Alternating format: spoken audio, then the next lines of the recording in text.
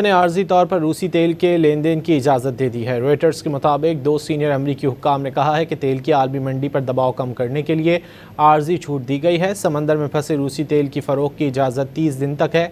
वाज़ेह किया, आम लाइसेंस सिर्फ रूसी तेल से मुतालिक लेन देन की इजाज़त देता है। इससे मॉस्को को अहम माली फ़ायदा देने का इम्कान नहीं।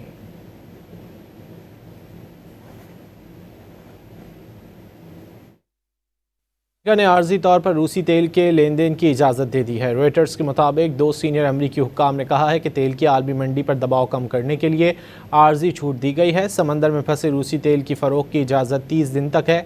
वाज़ेह किया, आम लाइसेंस सिर्फ रूसी तेल से मुतालिक लेन देन की इजाज़त देता है। इससे मॉस्को को अहम माली फ़ायदा देने का इम्कान नहीं।